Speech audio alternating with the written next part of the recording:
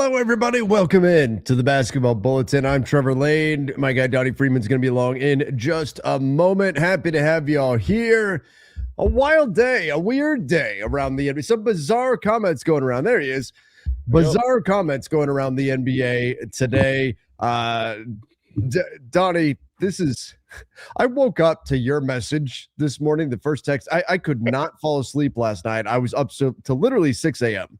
I posted a video, my podcast for Lakers Nation at like 4:30 in the morning.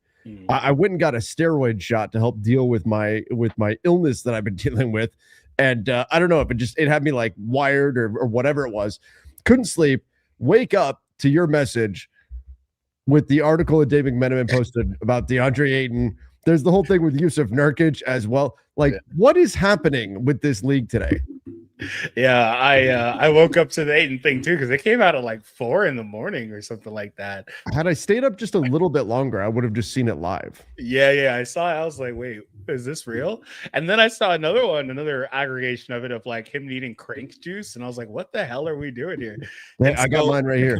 To commemorate that, yesterday I actually went to Target and spent $20 on this 32-ounce Zach Space Jam like secret stuff bottle. And so can we just put DeAndre's is that so you can now be dominating? You be dominating this stream. Yeah, hell yeah. But I always think it's funny whenever we get those little tidbits for hashtag not a sponsor, by the way. That's right. Should be a sponsor. Should be a sponsor.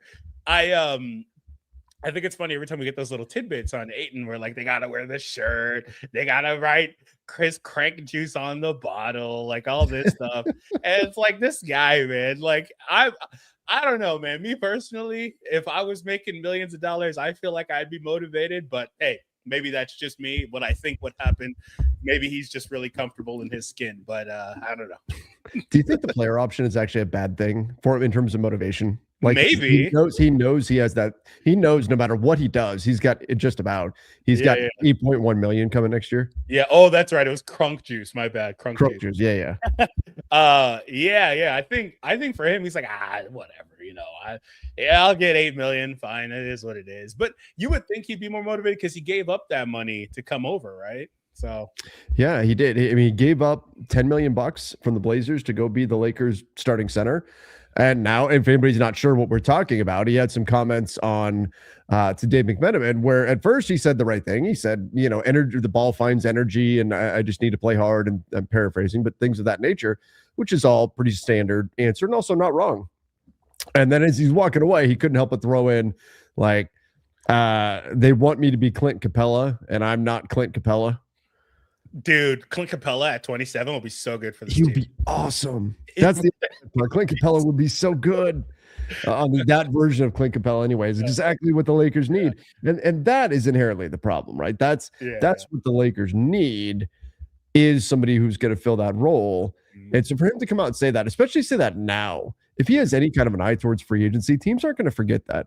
Teams aren't going to forget, hey, when DA was asked to kind of do the job, right, the baseline level job, he got upset or frustrated that the other stuff wasn't coming his way, because like the touches on offense and being a hub for the offensive system, getting extra shots, all the kind of stuff that comes with not being a Clint Capella type player, that's the icing on the cake. But you don't get that on a consistent basis when you're the third or fourth option on really any team. Really, we're talking about fourth option here for DA. You're not getting that on any team. So the baseline that he has to provide on a nightly basis, he can't be DeAndre complaining about that stuff. He's got to bring that that baseline, set hard, and he sets great screens. Don't get me wrong. He's a really good screener. Set hard screens, roll to the basket, defend, protect the paint, rebound. All of that's a must on a nightly basis. The other stuff is the bonus. And you can't expect that every single night, and you can't get frustrated when that's not there. That's not what the job description is. Yeah, I think the disconnect is that for him, you got to take a step back and say, okay, well, I have this opportunity to revitalize my career. People were saying he's on his last legs, etc. He said this himself. Got opportunity to revitalize his career alongside, two other generational passers, and a really good one in Austin. And the Lakers felt like those guys would be able to bring that away from Paul. Now he's got two equivalent passers on him. Right?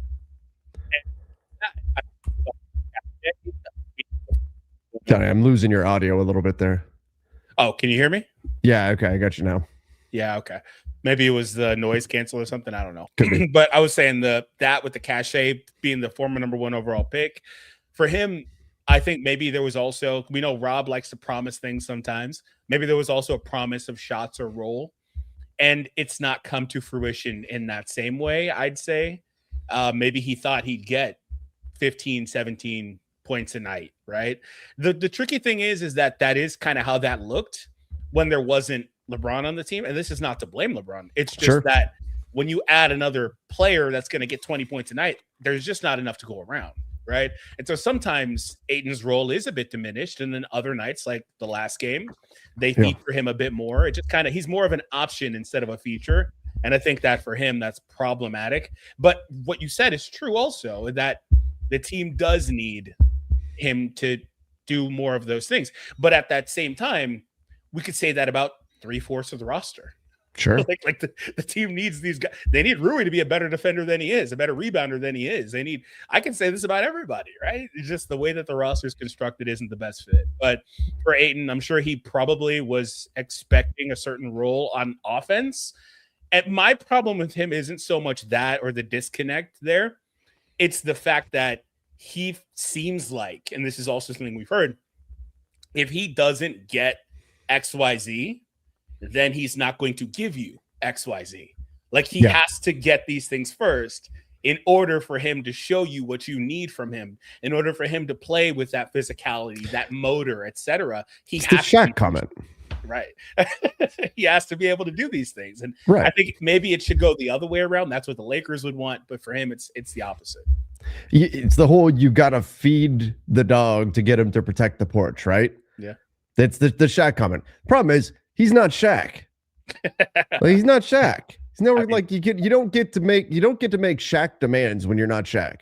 Yeah. But I think there's this whole, because I'm seeing some people in the chat say, "Well, what was said to him when he joined the team?" And I'm sure there was some of that, like, "Hey, we're going to get you 12 shots a night" or something. Like, I wouldn't be surprised, frankly. That's fair to question. Was he promised a bigger role? Were there things acted? The only the pushback is that DeAndre Ayton on media day said, and early in preseason said, he's not worried about any of his touches, any of his stats. He's just here to help the team win, to defend, to roll, all the stuff we wanted to hear, right? He said all of that. That's not obviously what he actually feels. And you could say, well, he's never been in that role before. Yeah, but that's also what the job requirement really is. It's that baseline level. They did this with Dwight Howard. Yeah. Dwight Howard had never been accepting of I'm just going to set screens, roll hard to the basket role. He always wanted his back to the basket touches, despite what all the numbers said about that not being efficient. You had to give him his touches, and it was just kind of what came with the Dwight experience. And then suddenly the juice wasn't worth that squeeze. Yeah. And it took a while. It took him almost being out of the NBA for him to say, okay, now I don't care about my offense. I'm just going to screen. I'm going to roll hard to the rim. And Ayton is more efficient on offense than Dwight. I'm sorry, go ahead.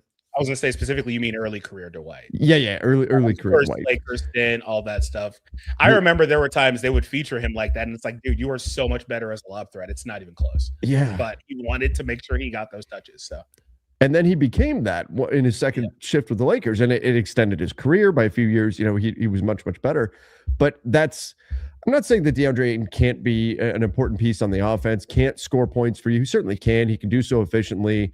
I'd like to see the mid-range jumper come back and become more of a thing for him again. It's not just that he's not getting the opportunities to take it. He's not hitting them when he is taking them. His percentage has fallen off a cliff on the 15-footer. That's got to come back.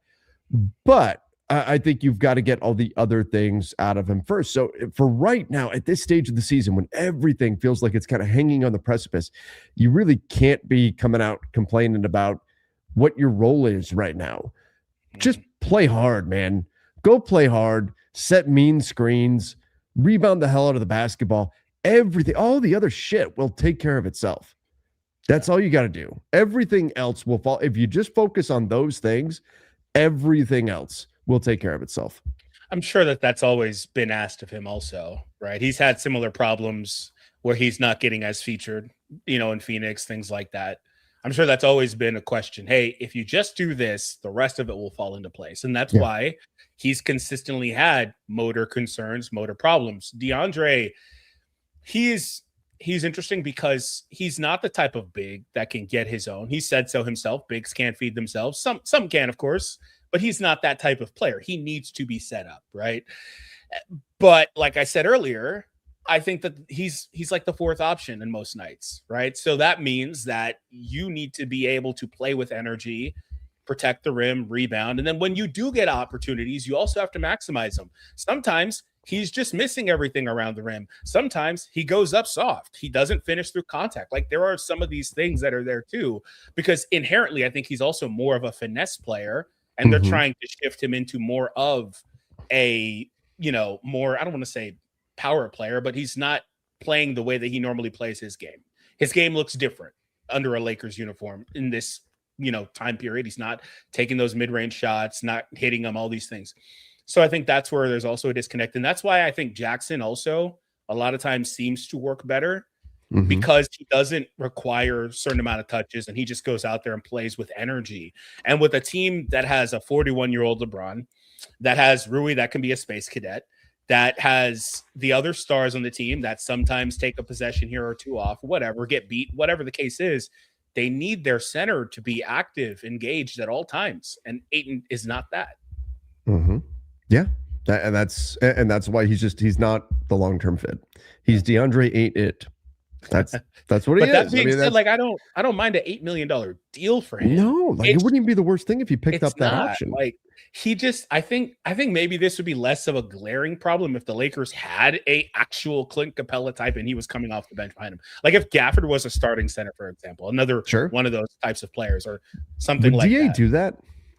No, his pride would get hurt, I think. Yeah, as a former number one pick. Yeah, I think he's still a little too young in his career at 27. Maybe around 30, he'd be okay with that. But I think because he is still a starting caliber center. It's hard to find that, that team he would actually start for. Yeah.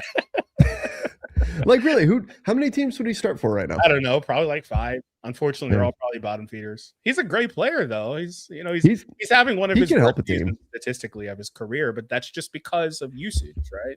Yeah, I don't think there's anything wrong if he picks up that option. But I said it on the Lakers Nation video that I posted, and I'll say it again here. Look, DA, if you don't want to, if you're not willing to do the Clint Capella role as the baseline and accept that everything else is going to come as a bonus, as the icing on the cake to that, here's your chance. Don't pick up the player option. No. Because you're going to wind up in the same situation next year, because that is the prerequisite that you do those things. And if you don't want to do those things, that's fine. And we could argue over who said what over the summer, what promises were made, all that kind of stuff. Were things being said behind closed doors that Ayton didn't communicate in his early pressers and all that kind of stuff. But now this is what it is. So if that doesn't fit with what you want, then don't pick up the player option. If you pick up the player option, you are inherently accepting that this is what the team is going to need from you. Absolutely. So this comment says he doesn't think that he's talking to, or he's complaining. He's just mostly talking about Laker fans in the media as the they. Who do you think this was mostly about? Because when I read this, I thought this was mostly about just his role on the team. He said they're trying to make me Clint Capella. The fans can't make him. And I think the verbiage matters here. They're trying to make me, and this is a direct quote, make me Clint Capella. The fans can't make him Clint Capella. If he said they want me to be Clint Capella, he could be talking about the fans. Make me Clint Capella suggests to me coaching staff is trying to put him into a specific role. Yeah, that's the way I read that too, is they want him to be something that he's not. And that's just what it boils down to. On this as well, they were saying right here, you guys thinking his contract has value at $8 million is ridiculous. I don't know that he has trade value. outside of being there's difference there. I don't know that teams are clamoring to trade for him at that salary, but on your books at $8 million, that's not really hurting you in any way. No, there's a big difference between having value and being okay with having an $8.1 million contract for DeAndre Ayton on your books. Yeah, it's not like you're looking at that $8.1 million going, oh my God, that's such an anchor. Can we get off this money, man? This, it's not the, oh crap, we've got $23 million a year in dead money from Dame Lillard on our books or something like that. It's not, but it's also not the, man, what teams are dying to have DA at 8.1 million right now. No, it's neither of those things. It's just not this massive negative value. It's not a big problem if he picks that up. Yeah, it's just like Jake. I don't mind Jake at all at $6 million. Yeah, that doesn't mean a team's wanting to trade for him. I just don't mind that number because it's not really hurting you. I kind of wonder if for Ayton it isn't also something that just kind of has compounded for him in terms of frustration. Where it's like sometimes he's not starting this and that. We talked about maybe he was promised certain things. Well, not finishing. I mean, yeah. Maybe he was promised certain things. Maybe it's not just compounded for him a certain role that he's not getting. Sometimes it's minutes. He hovers around like 25 minutes a night. He's not always, the third option at best in most situations. Like, I wonder about that. Well, and part of that too is they've lost the last couple of games. And they don't look like a championship contender. And so what, that's where perhaps my Dwight Howard comparison falls a little short, right? Where Dwight and the Lakers never really went through what these Lakers are going through right now, where they don't look like they're the cream of the crop. I mean, Dwight joined a team that from day one was the best team in the Western Conference. They immediately took off. And so your ass has no room to complain in that situation, right? Now you're talking about old Dwight. Yeah, I'm talking about Dwight in 2020, that version. You said Dwight earlier. I took it to mean you meant 20. Oh, no, not the other. The other version of Dwight, totally different story with the what was it, the 2013, 2012 version of Dwight.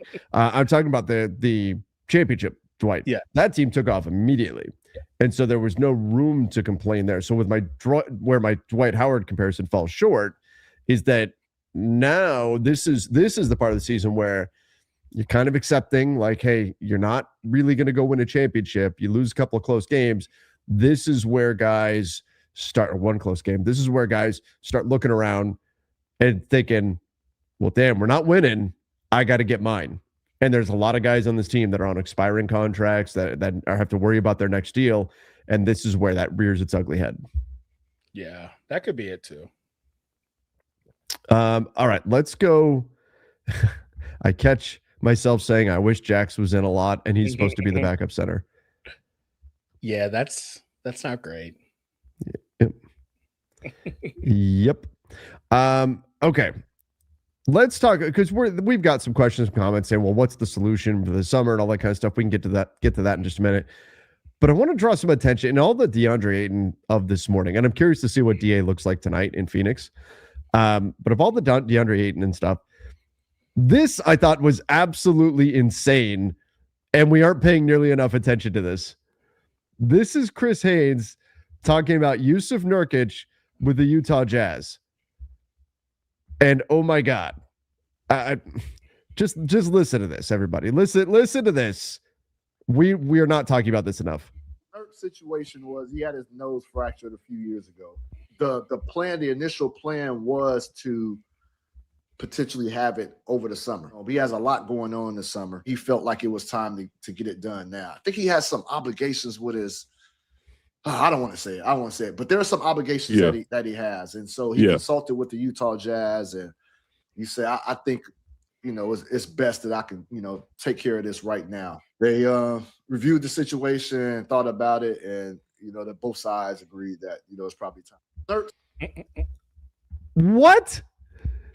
He's got stuff he wants to do this summer. So he decided this nose fracture, it was years ago, this nose fracture. I'm going to go ahead and take care of this right now. And he consulted with the Jazz about this. And they, Donnie, I'm shocked.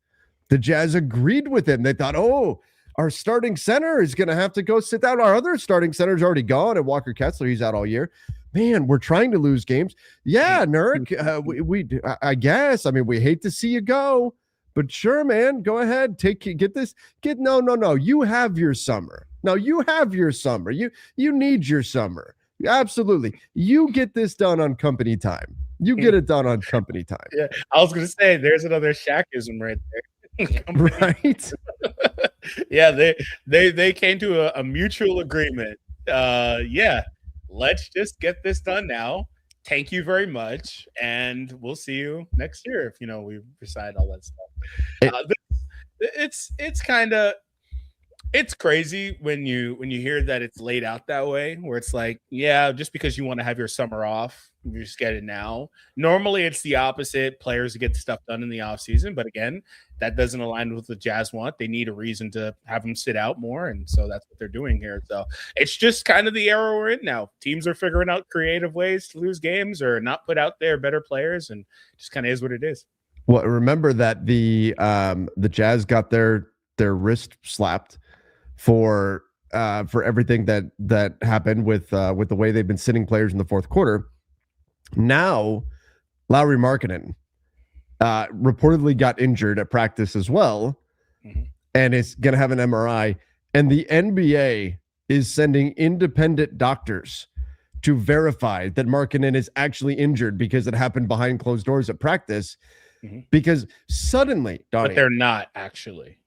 What, they're not? Mark Stein. Yeah, he said 10 minutes ago. The NBA says it's not sending independent doctors. Oh, I did not see that. Okay, so that's an important distinction. But so you've got suddenly, right? The Jazz get their wrist slapped. The Pacers get their wrist slapped for tanking. How many players are suddenly getting surgery around the NBA right now that is season ending on all of this stuff? Yeah. I mean, Zach LaVine, Domantas Sabonis, not that the Kings were winning anyway, but that's now the new trend in the NBA. Oh, no. Your knee's a little bit wonky. Let's get Jaren Jackson Jr. Let's take care of this right now. And let's make sure that we get you. I mean, did Danny Ainge walk by and kick Lauri Markkanen in the knee? Is that what did that happen? Like, we don't know. It was behind closed doors, but suddenly Jaren Jackson Jr., Jusuf Nurkic, and now Lauri Markkanen are all mysteriously injured.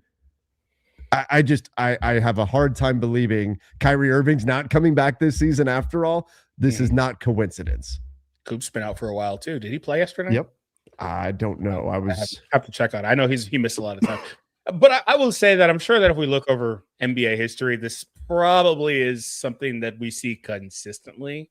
Maybe not this brazen, but like consistently, we probably see this towards the end of the season where guys just shut it down, teams shut it down. So in that regard, it's probably not all that surprising. I think there's a added like magnifying element to this all, where it's like we're paying more attention to tanking. The NBA is openly trying to eliminate tanking and all that stuff right now, next season or soon, I guess, or impacted in some way. So I think that's more what it is. But yeah, absolutely, it is. It's unfortunate that that's kind of where we're at. But again, that's the incentive is to lose. And so if you're incentivized for losing, you're going to find ways to lose. So yeah, that's the truth. Hey, let's have a little fun here. Let's play. Let's spin the wheel. Let's spin the wheel of fate here. Remember, you've got multiple teams with top 8 picks on the line. Indiana loses their pick if it's not top 4. All right. What's fate going to bring here? Utah number 1. No. Oh, Indiana. Ooh, Indiana number Utah 1. Fell all the way to 6. Utah falls all the way to 6. Well, I guess they didn't really fall. That's where they're projected. They just stayed. So they kept their pick. Oh yeah, that's right. It's top 8 protected too, huh? But Donnie, look at the Kings. Where did the hell? Oh, number 5. Oh no, that's as low as they can fall. That's about as low as they can go. that's 4 teams jump in front of them. That's terrible. That's terrible. Look at Washington and New Orleans giving up that. Oh, New Orleans giving that pick to Atlanta there. The third overall pick. Can this be it? I love this draft board. Indiana keeps their pick too. I love this draft board. Let's make this it. This is the one. Adam Silver, write the script, send it in, freeze the envelope, whatever you got to do. This needs to be it. East. Everybody's going East here. A top 4 picks go East. Sign me up. I knew that's what you were talking about too. That's it. All that's these it. And Kings, I have nothing against you. I promise, I have nothing against you. But I mean, they could get number 1. It wouldn't change. No, I wouldn't be upset if the Kings got number 1 or anything like that. But I'd prefer this. Yeah. You know who really is big losers here is Dallas and Milwaukee. They're hoping to jump. Oh yeah. Also, OKC is getting a lottery pick, which is not surprising. Yeah, I mean they're probably going to get. The only way they're not going to is, I mean, the Clippers have to win some games. Yeah. I don't know if they're going to do that. But Dallas is hoping to get a better pick than 8. Yeah. Well, you know what? I mean, I don't know if that's part of Nico's vision or not. Oh no, it is. His vision goes for the next 3 years. Defense. He had it all mapped out. No, he had it all mapped out for exactly where they're going to land in the draft. This was all the plan. Anthony Davis is now a Washington Wizard. Yeah, that was part of his master plan. I wonder how he felt when that trade went down. He's like, these stupid MFers traded him to Washington.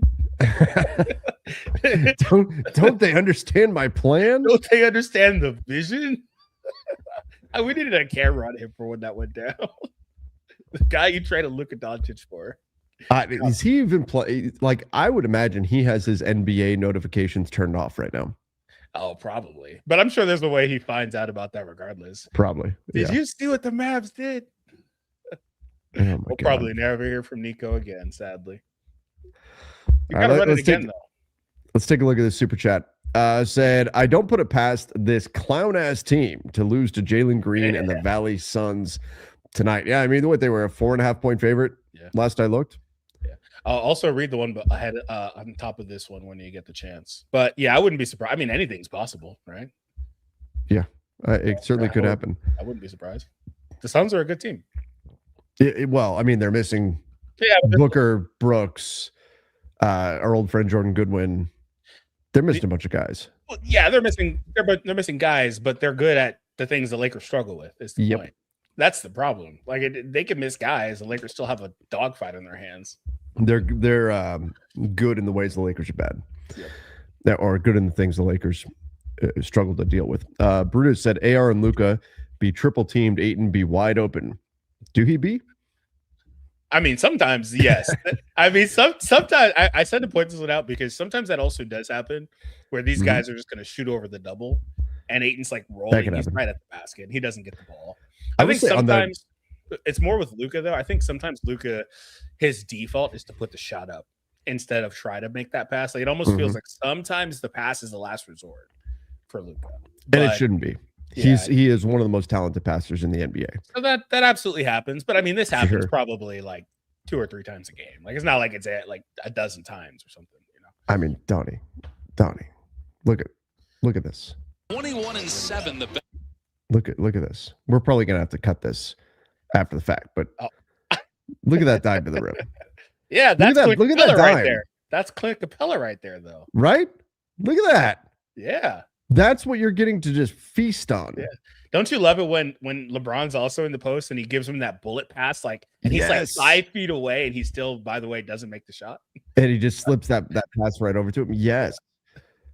Like that. And then when you get to look, watch this. You get rewarded for running. Run the floor. Watch what God, this is beautiful basketball. Run I guess the he floor. had his crunk juice. That's one of it. Yeah, he must have had it that night. Yeah, that's one of the highlights of his career. That was a phenomenal play.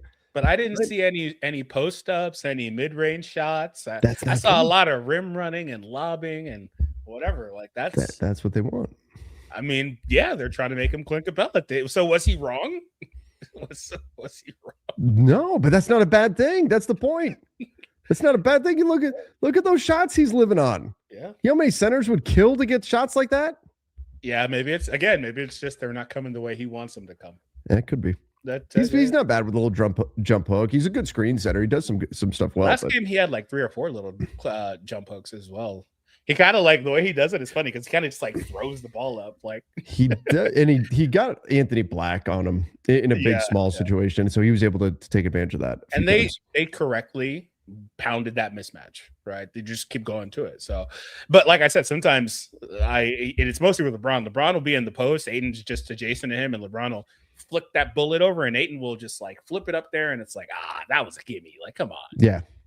That happens also too. So you see Ayton has a bottle. Yeah, Donnie's got some of it. Oh yeah, he's already got his supply. It's right there. I don't have a Sharpie on me, but I should put DeAndre's secret stuff right there. There it is. It's right there.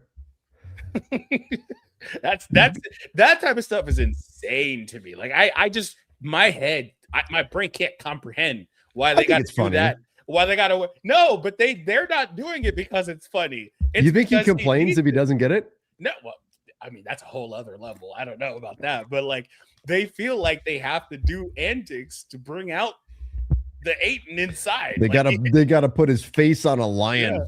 And that's put what it I on was a t-shirt. Gonna say. They do that. They got to do little antics like that to get this guy to be motivated. Like, bro, what are we doing here? Just like freaking show up and play. He just naturally is a low motor dude. It is what it is. But I think that's insane.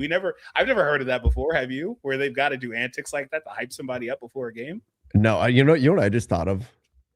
What? Could you imagine, Donnie, if God rest his soul, Kobe was on this team right now? Oh man, he'd be ripping him a new one. Oh my God, he would destroy him. Yeah, we don't have many. Frankly, I don't think we got anybody. Maybe Ant, but we don't got anybody like that anymore. That'll just like rip you a new one like that. Wow, that would be insane. That would be insane. Like Kwame Brown would be putting his arm around DeAndre Ayton saying, I feel sorry for you, bro. Kwame Brown got bullied as hell by You're not lying, by the way. Kobe would tear up the whole team, for the record. He would talk shit to anybody. He doesn't yeah. But Ayton with this stuff, he'd be laying into him. Oh my God. You know another player he'd lay the hell into? Who? Rui. LeBron lays the hell into Rui. Oh my God. Poor Rui. He gets so many strays from LeBron. LeBron is not like that. So Rui, he gets on his nerves big time. Dalton Connect would stay home. Oh yeah, Dalton. He wouldn't even show up. Yeah. Dalton's another one. Dalton's another one. He would not know the play one time. And Kobe would just lose it. He would death stare that man right off the roster. Oh man, that's too funny. Yeah, we don't got a lot of that nowadays, man. It's mostly gone. But on Ayton, I don't really have a problem with him being more featured. My problem is that again, he feels like he has to be featured in order to bring the effort, the intangible stuff. But this team needs him to, even if he's not getting 12, 15 shots a night and being prominently featured, because maybe that doesn't happen on any given night. Maybe they're defending us differently, whatever it is. You still have to play hard, right? And that's where the disconnect is. Yep. You have to bring it every single night. That's the job. Yeah. That's the job. Like if Jackson Hayes can do it, DeAndre Ayton can do it. That's the bottom line, right? Yeah. Kobe Buffkin. Hey, we got another KB. That's right. Yeah, Kobe. What else? No wonder Rui is sick tonight. Somebody said he is. We're still waiting on word whether or not he's even going to play. He was questionable for tonight's game. Somebody had one that I wanted to get into here. Somebody said DA is listening to positive affirmations while he's sleeping. You are dominating. He said Kobe will be giving Austin the Jeremy Lin treatment. Oh my God. Oh Jesus. All right. Here's a super chat. Appreciate the super chat. Said we need 3 centers: Rob Williams, Jackson, Claxton by DA. Could you get all the? I think you can get Jackson. I mean, Jackson Hayes, I'm just kind of penciling in. I don't know what number, but Jackson Hayes coming back next year. Like, I don't think Jackson Hayes is becoming Slovenian to not play with Luka in the NBA. And he's playing fine. He's a perfectly serviceable backup big. And I think one thing I've noticed from him is he seems more cerebral this year. He's got a better connection with the players out there. He's been here for a few years now also. But he's one of the longest tenured Lakers now. Yeah, he's been here for a few years now. You wouldn't know it because there's so much roster turnover.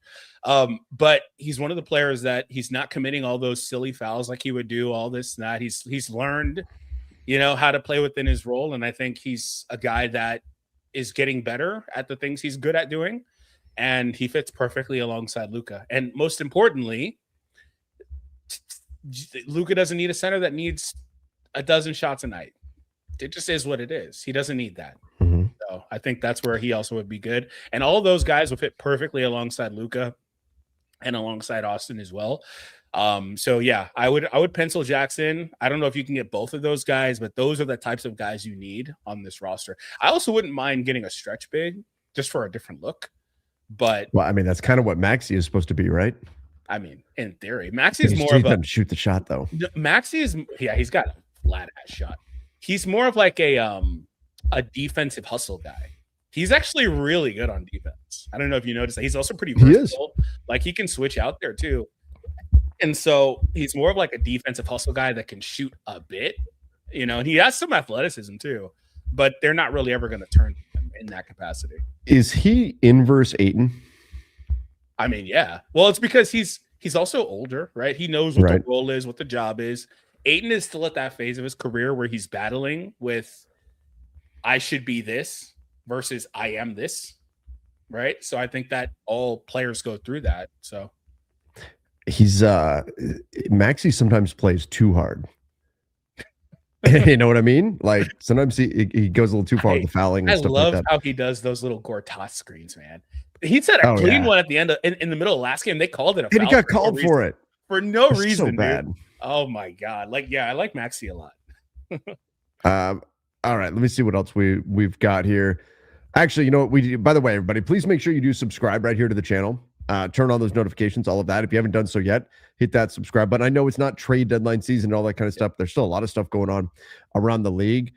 We do need to give a quick shout out to our sponsor. We'll be back in less than 1 minute. We'll be right back, and then we're going to finish off the show taking all your questions and comments through the rest of the way.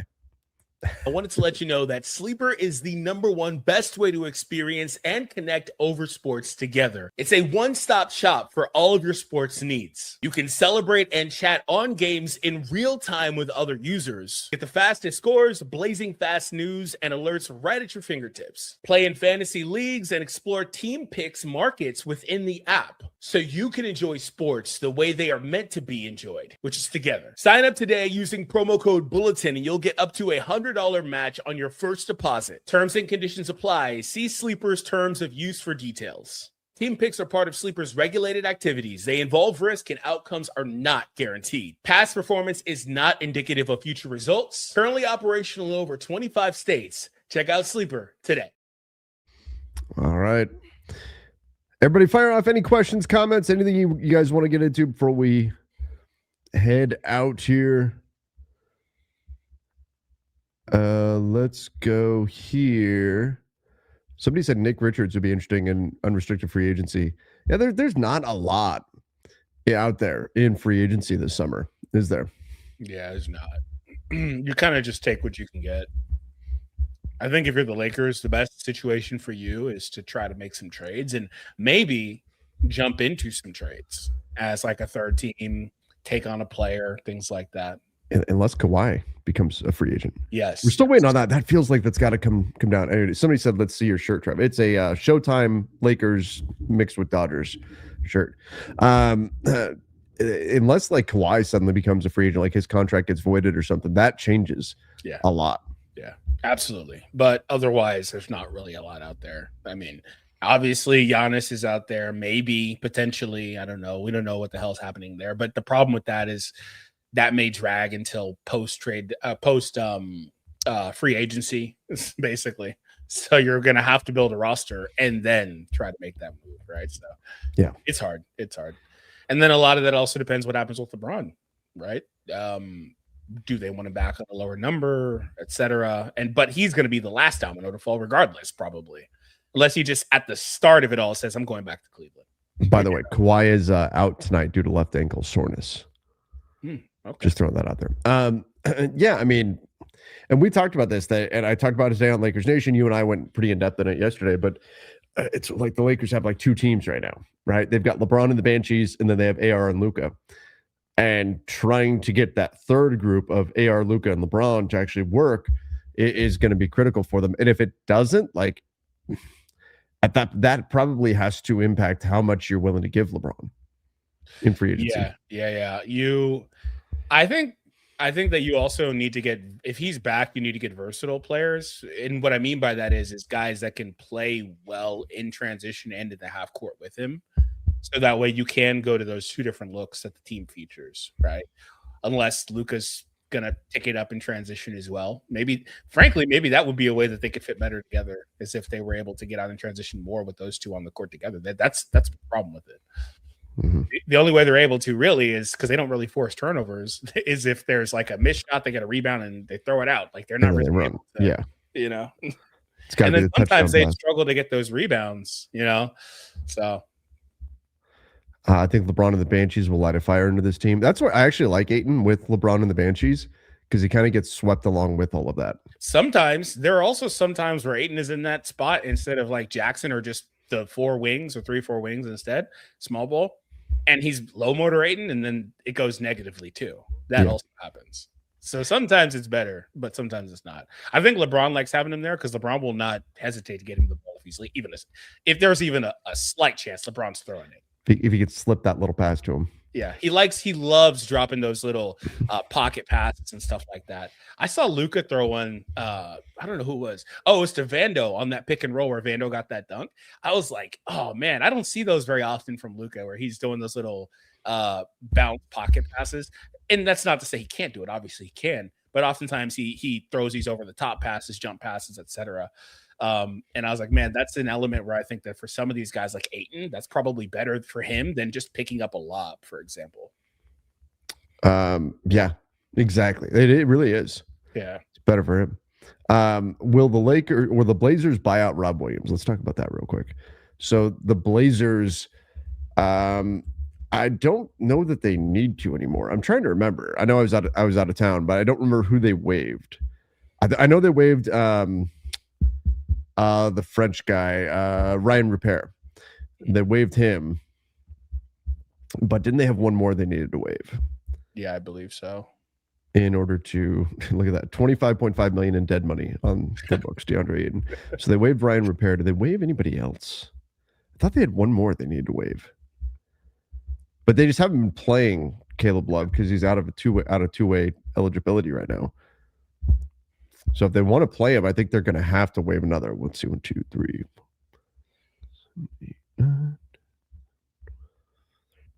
14, 15. Yeah, they have 15. So they would need to waive somebody else if they want Caleb Love to start playing again on a full roster spot.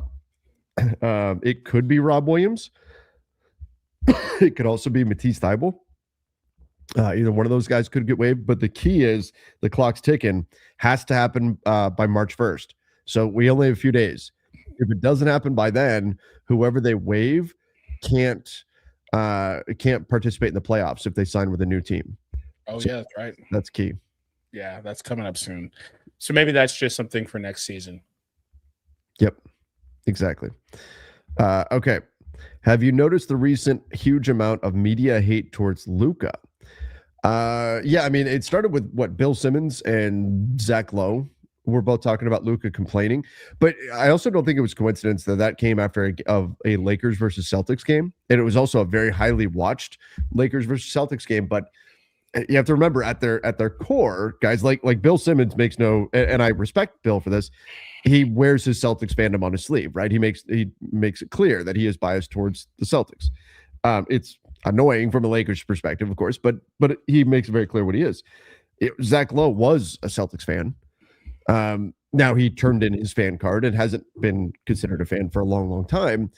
But I always believe that with these guys, Kevin O'Connor's another one. By the way, these guys do a great job. They're phenomenal. But I think sometimes that can bleed through a little bit here and there.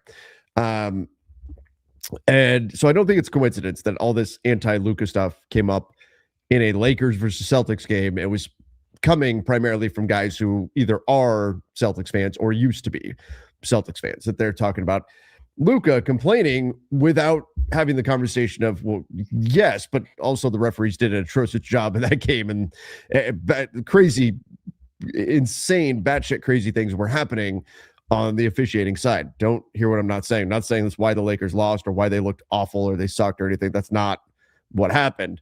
But there was a reason why Luka was complaining. So there was a reason why a bunch of other Lakers got technical fouls in that game. But that seemed to suddenly jumpstart the what's going on with Luka? Why does he complain so much conversation? Doesn't mean it's not wrong. It just seemed like that is how it all kind of there was fuel added to the fire because of that really important context around that situation. Yeah, I don't think that's new at all. Luka, just like most other guys, had that stretch where he was the media's darling for 5 years. And towards the end, the last couple of years in Dallas, he was getting slandered. I mean, It is what it is. Like, and it's still happening. It just never went away. I mean, I remember, for example, in the finals, they pulled out the blow-by stat. I had never seen that stat used ever before. That was like the Eagle camera or whatever. That that got LeBron. Dude, that was such a crazy camera shot. Like, have we ever seen that camera since? No, they used it one more time in the playoffs. Did they? Maybe it was the finals or the conference final, but they used it one more time. But I had never seen that angle before. Where the hell was that camera? Where's that camera been? That's freaky when you think about it. But yeah, I think Luka's always kind of had that. They brought out that stat. They've always criticized him for his complaining to the refs or things like that, and talk bad about his defense. Just a lot of things. Like, it's never really been like he's not been criticized. It's always been a thing, I think. Is the criticism wrong? What criticism?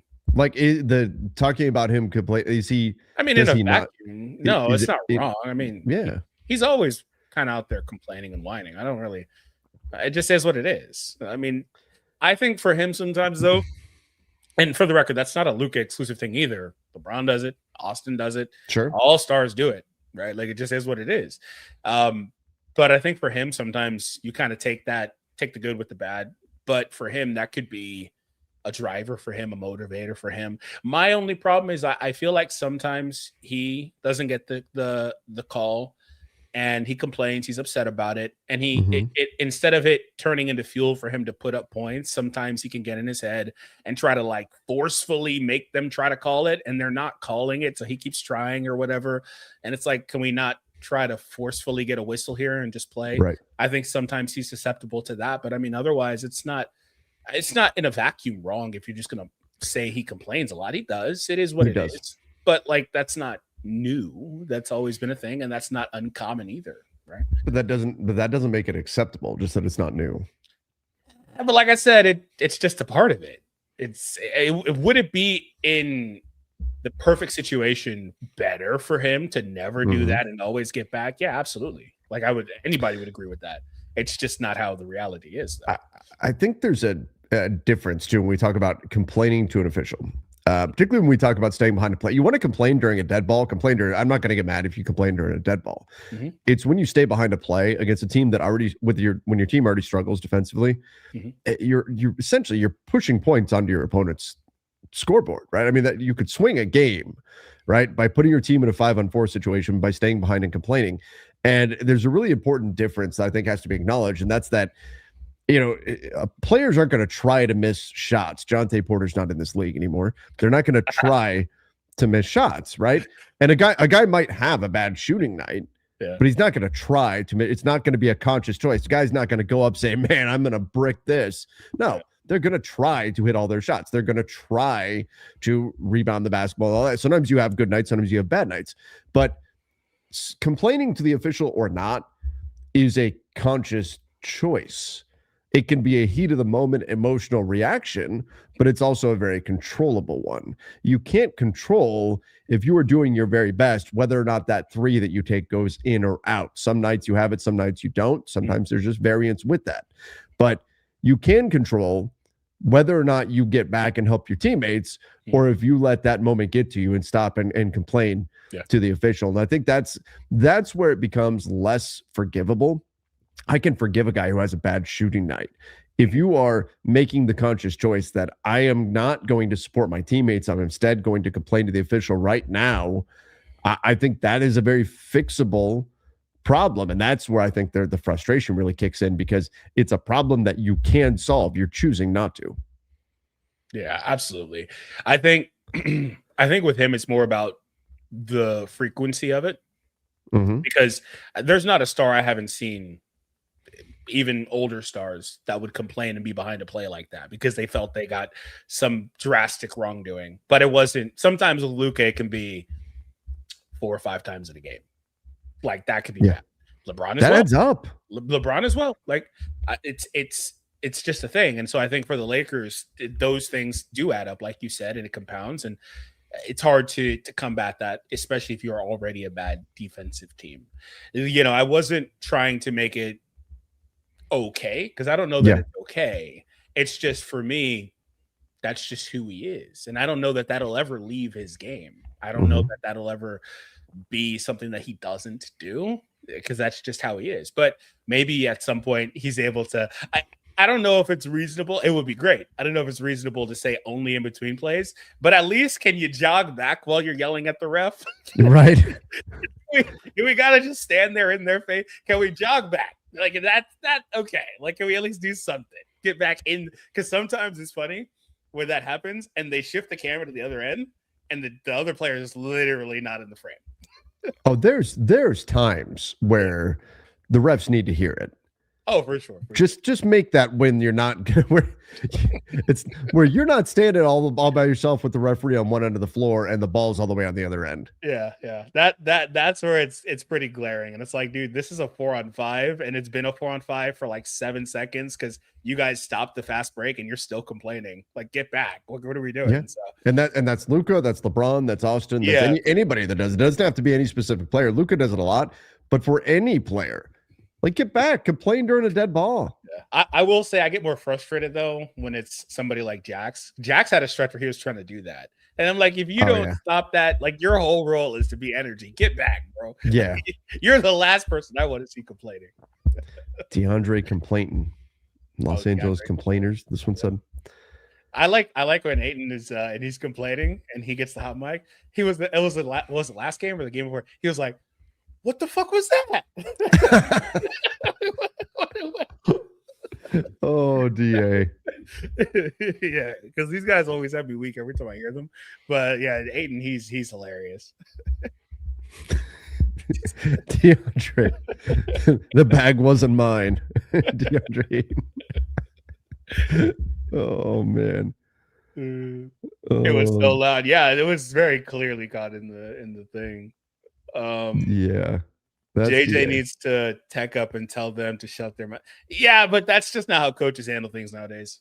They're not going to say, "Hey, shut up" or "Come sit down." That's just not how they are anymore. Especially not with the superstar player. Yeah, that's just not how it is. Somebody saying, "Oh, the media completely ignores LeBron just to attack Luka." What are you talking about? Wendy said it best. They're worse when LeBron's on the table. That also lacks context because they're fine when LeBron's solo. So that's another piece that was missing from that analysis. And Donnie and I spent a lot of time talking about that just the other day. We went over all of that and explained like why that is and what's happening and how Luka and LeBron are essentially oil and water offensively and why that's not working. And there's a lot more behind that you need to, and it's an extremely dumbed down and revisionist take to just say LeBron is bad and he's what's wrong with the Lakers. Yeah. There's a way more nuance into that to fully understand what's going on. Yeah, and I think you could really say it comes down to the players around them too, because if the players around them fit better, maybe this isn't as big of a problem. And they don't magnify each other's games because they both don't. Like, sometimes LeBron's better at it, but he also sometimes is susceptible to just standing around and taking possessions off. Everyone talks about him taking possessions off on defense. He will take possessions off on offense. He will just stand on the wing and not do anything. Sometimes every now and again he'll cut. Obviously he does it. But Luka does that too, right? And so they need movement, they need engagement. They both can sometimes be low motor. Like, these guys don't fit together. And with LeBron and Luka both not sometimes struggling to get to the rim with quickness, explosiveness, in the half court setting specifically, Austin can do those things. It's very different. Like, they don't mesh well. LeBron also wants to get out. Luka wants to play a slow, controlled game. LeBron wants to get on a run. Like, they're not. LeBron can't shoot this year. Luka takes 10 step back threes a game. And Luka needs shooting around him. And Luka needs shooting around. Frankly, LeBron needs that too. They don't got a lot. They don't got a lot to go around. Like, they don't fit right now. So it's not about Luka versus LeBron. None of that stuff matters. It's not about La Media or any of that crap. The reality is that both of these players are not above criticism, and both of them have been and will be criticized for various things. Mm-hmm. And it's not just them either. It's a team-wide thing. I don't know why we get sucked into this player versus this player. It's not about that. It's the team. Well, that's player stand-em. You know? Well, yeah, because everyone wants to speak in absolutes and pit this versus that. It's not about any of that crap. It's all about deflect from my guy. It's all everybody else. It's all of that nonsense. Yeah. Which is, again, the only problem, like, be a fan however you want to be a fan. And I don't want to go on a full rant because you guys know I can certainly do that. But about player stand-up and all that, it's that we lose so much truth in it. You lose so much truth in this, like, blind attempt to protect one player and deflect blame everywhere else but that one player, and you lose so much of, like, what's really happening right in front of you when you do that. Yeah, absolutely. I gotta say also, firstly, this comment is true. The media also always is criticizing LeBron. Frankly, you can't say the media and then say, oh, the media said it best, they are better without him. That doesn't make any sense. They're not in his corner if they're criticizing him. But I wanted to say that we knew this team was doomed when Rich Paul had that interview and spoke for LeBron. Did he speak for him, or did he speak his own mind? I mean, he says that we spoke his own mind. I just don't think anybody buys that. That's the problem, though. But whose fault is that? If you don't believe what the man says, whose fault is that? That's the individual person's fault. Because if he's telling you, hey, this is my opinion, you just don't buy it, then, you know. Now, that doesn't mean that Rich should have done that. Or that he didn't know. That's what the perception was going to be. And LeBron came out and said the same thing. Like, bro, like, come on, like, this isn't me. But, you know, and notice how those have also died down. There's not as many of them. Because there was a stretch they were doing them every day, dude. I wonder, when Rich Paul talks, do LeBron's lips move? Well, or can he do it? Can he do it without, like? Yeah. Well, no. let the people tell it. Rich Paul is nothing but a puppet and purely from LeBron only. He's not at all his own person. And again, LeBron is his only client, despite the fact he's got the most recognizable and powerful agency. He's got so many clients. It is what it is, man. But for the record, I don't think those interviews were good for chemistry. They were terrible. Just you can't have it for that exact reason, though. Because when Austin's agents have got to go talk to him and all that, like, exactly. No. Because people think LeBron said those things. That tells me, I'm sure that some of the guys probably also thought that. Yeah. And I don't know that Austin took it that way, because LeBron and Austin have always had a great relationship. Mm-hmm. Like, I don't know if Luka fans have been watching, but those guys have been great teammates and spoken highly of each other for years. This is not new. So I don't think that's how LeBron felt about Austin, right? No. And he's never had a problem deferring to Austin either. I don't think any of that matters. But when you hear that, it's like this very clearly came from him. So I don't think that was good for the chemistry either. But I just don't believe those were his words, is my point. Yeah. All right, everybody.